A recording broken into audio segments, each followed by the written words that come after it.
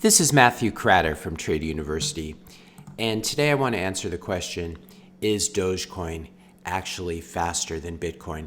There's a lot of confusion in areas like this, and a lot of newbies come into cryptocurrencies, and they don't really understand all of the subtle, nuanced distinctions. If you actually want to know how to make money in this space, this is something that you need to understand. So the thing you'll always see cited is that Bitcoin can only process 7 transactions per second, while Dogecoin can process 70 transactions per second, so roughly 10x faster.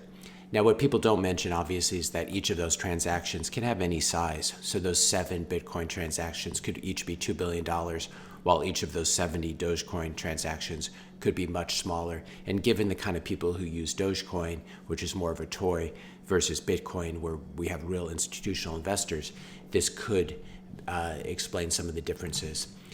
If you want to know what's really fast, if you want to maximize your transactions per second, the fastest system and the most reliable system really is still the traditional banking system. Visa can process 65,000 transactions per second. Venmo is obviously very fast. You send some money to a friend and it's basically instantaneous. I'm not sure what the TPS on that is. When US dollar central bank digital currencies are issued, presumably they will be very fast as well. Now, the problem, of course, with these traditional channels is that they require the entire US banking system, which is very corrupt. It's controlled by the US Treasury and the Federal Reserve. It's subject to political bailouts, and it's secured by the US military, which is obviously very expensive. This traditional system is very centralized. You can be censored. Your bank account can be frozen. It's subject to political whim. So this is, of course, why things like Dogecoin and Bitcoin are interesting. This is where I got the number for Visa TPS, so I'll link to that. Now, I'm not going to talk about the Lightning Network, which is a second layer solution that's been built on top of Bitcoin, on top of the first layer solution, which is the blockchain. I'm not going to talk about it because you're going to see there's actually a much more relevant metric. But I did want to point out that the Lightning Network can handle 1 million transactions per second. It does these transactions in outside channels and then settles them in large chunks onto layer 1, which is the blockchain. So Lightning Network does solve this transactions per second problem. But what's much more interesting is, and I will link to an article here about the Bitcoin Lightning Network, and I'll make a video about it soon as well. But what is more important than transactions per second is what I'm calling final settlement assurances.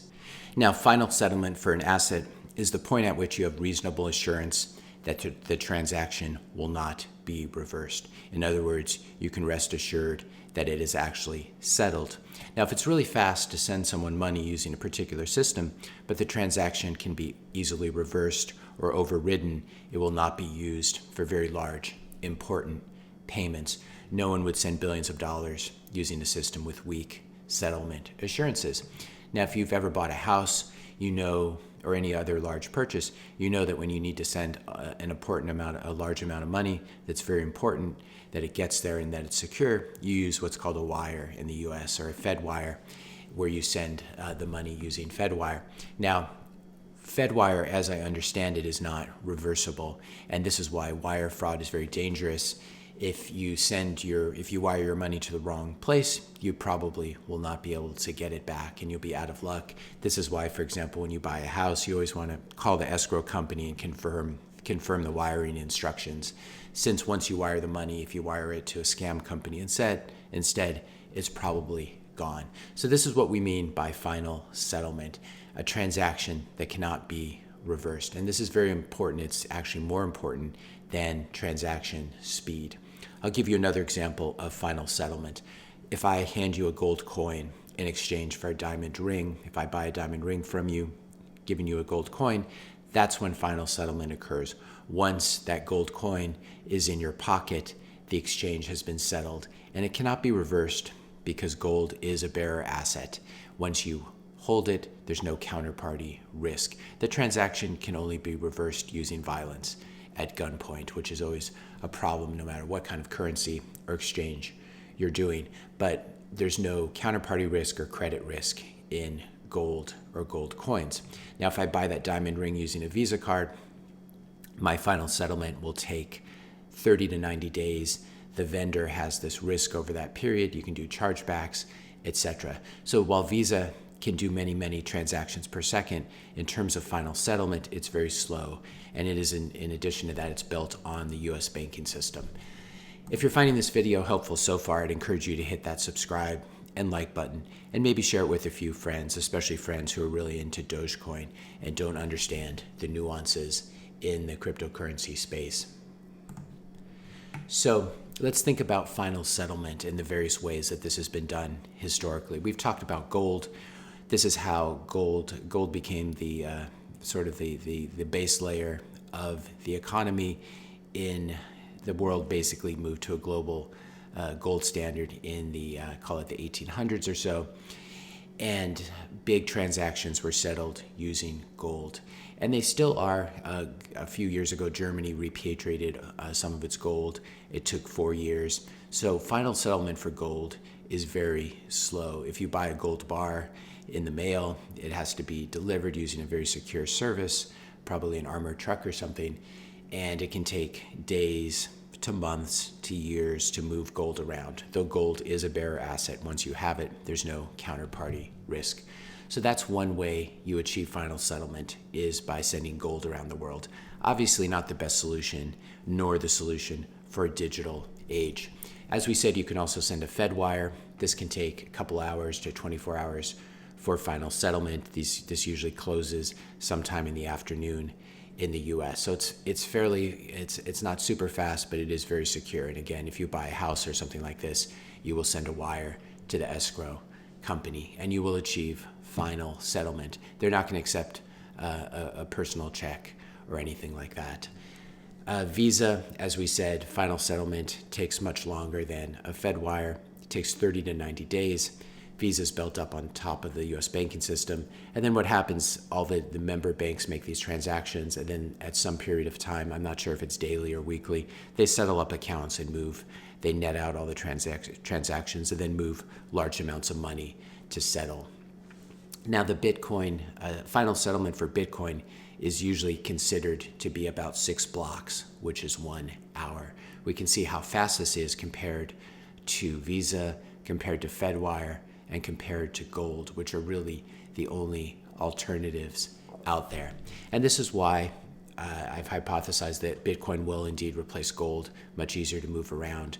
It settles much more quickly, and Bitcoin will replace FedWire and SWIFT as the final settlement layer in the global economy. This is why Bitcoin's so important and why all the other altcoins cannot hold a candle to it. Now you'll still be able to buy a cup of coffee, the proverbial example using Bitcoin, using the Lightning Network. It'll be very cheap, it'll be very fast, but what's really more important is that layer underneath the Lightning Network, which is the blockchain, the Bitcoin blockchain, which is where final settlement occurs. So Bitcoin with the Lightning Network does have a way of achieving very high transactions per second, but much more importantly, it has a base layer that can achieve final settlement. And this is exactly how Bitcoin replaces gold and treasuries and the US dollar as the new global reserve asset. Now, how does a blockchain settle? Any blockchain, whether it's Dogecoin or Bitcoin, we're talking proof of work blockchains here, where miners run electricity, use a lot of electricity to run various algorithms and to guess a number, and this is how blocks are produced. And then each block is added to the blockchain. In any blockchain, whether it's Dogecoin or Bitcoin, final settlement occurs at that point at which it would be too expensive in terms of energy for an attacker to reverse the transaction. And this is really a game of incentives. If you've done a $100 transaction on Bitcoin and it's included in a block, and some evil actor, some bad actor wants to reverse that, and it's going to cost them $100,000 or $1 million to remine all those blocks, they're not going to do it. It's obviously not worth it. To reverse a transaction, as we said, a miner needs to successfully remine the block in which that transaction was buried, and then all the subsequent blocks up to the present block. And then in proof of work, what usually happens is it's the longest blockchain that wins. So we can have two transactions here. One, I send you one Bitcoin, that transaction is hopefully included in the next Bitcoin block. That takes about 10 minutes to mine. If I send you one Dogecoin, the next Dogecoin block only takes 1 minute to mine. So you can get a much faster confirmation, but you do not get a faster final settlement. And this is a very subtle point that most people who just want to come in here and buy Dogecoin don't understand because they haven't put in the time researching this. As I said, final settlement assurance occurs when it becomes no longer economically worthwhile for a hostile miner or other evil actor to remine the blockchain, all the blocks leading up to it, in order to reverse that transaction. And I think the metaphor that's really helpful here that I actually got from Nick Carter is that your transaction, as more and more blocks are mined, it's almost like enclosing your transaction in a layer of amber. And the more layers of amber and the more expensive it is to add each layer of amber, the better your settlement assurance. This is the metaphor we're using here, where this is your transaction, and the more time that passes, the more amber that is wrapped around this, the more secure that transaction becomes. If you really want to do an in-depth version of this video, I learned a lot from this article by Nick Carter. It's about settlement assurances, and he runs through some actual numbers with a few different blockchains. He doesn't do Dogecoin, unfortunately, in this. It's very difficult to figure out the energy usage of Dogecoin miners, though it's quite small, obviously, compared to Bitcoin and Ethereum proof of work miners. I was able to find this data, and this is very misleading data because this talks about kilowatt hours of energy or electricity consumed per transaction. You can have a lot of transactions, a different number of transactions in each block. So it's a misleading metric, but I think it does give us a good approximation where you have very low kilowatt hours usage for things like XRP and Dogecoin, which are both complete joke coins. And then Ethereum here, which is Ethereum's eventually, or this year is moving to proof of stake from proof of work, but this is back when it was still a proof of work currency. And I should mention parenthetically that proof of stake is much, much less secure than proof of work and leads to a lot more centralization. It's a way in which the rich who can stake their coins get richer and can influence the protocol and its subsequent development in this way. But these are all presumably, proof of work. Bitcoin at 707 kilowatt hours consumed per transaction. Again, I think this should be measured per block rather than per transaction, but I was unable to find or calculate the amount of electricity used to mine a Dogecoin block. It's very difficult to find this. Maybe one of you can find it. So I'm using this as a first order approximation. We can see that the Bitcoin energy usage is many orders of magnitude higher per transaction and presumably per blockchain block as well. And what a lot of people don't understand, what Elon Musk himself does not understand, is that this high energy usage is a feature. It's not a bug. It's not a problem. High energy usage it ensures that there's a very high cost to reverse a transaction by rewriting the blockchain. And this high energy usage that is used to mine block after block is a little bit like that amber that encloses the insect and makes it more and more secure.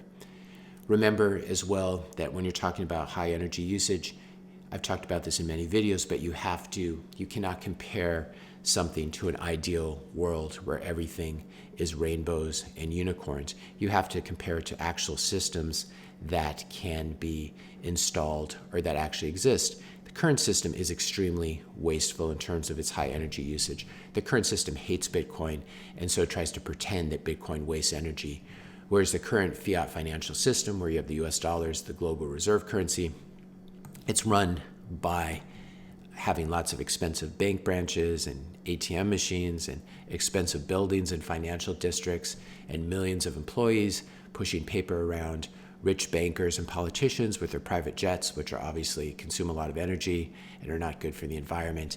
And then you have the US military enforcing global reserve status, and you have wars like the US waged in Afghanistan and Iraq that cost trillions and trillions of dollars. So this is the actual comparison in terms of energy usage. And the way the US dollar does proof of work is by dropping bombs on other countries. And that's obviously very energy intensive. And so we don't live in an ideal world where you can secure things without energy. Proof of stake is really hopium and a fairy tale, and it's much, much less secure than proof of work. The real world uses proof of work, whether it's militaries or Bitcoin miners. I wanted to end by doing a comparison of the hash rate for Bitcoin and Dogecoin is another way of seeing estimating energy costs for each blockchain, and by doing that, estimating final settlement assurances. So the hash rate, if we want to look at the average hash rate for the past 90 days for Bitcoin, it's about 160 exahashes. We can convert that 160 exahashes into terahashes, and we get about, 160 million. By comparison, Dogecoin has a hash rate of 323 terahashes per second. So Bitcoin network hash rate 160 million terahashes per second, Dogecoin hash rate 323 terahashes per second. Bitcoin's hash rate, and presumably, I'm not sure if this really scales with its energy usage, but it's a way of showing at least the relative hash rates. Bitcoin's hash rate is about 500,000 times that of Dogecoin. As a result, the Bitcoin network is much more secure and presumably has much higher final settlement assurances.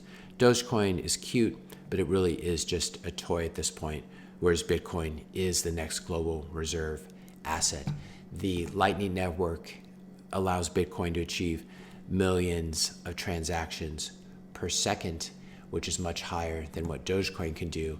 And then in addition, you have the final settlement assurances that come with Bitcoin. It'd be very, very easy for hostile miners to rewrite the Dogecoin blockchain going back many blocks.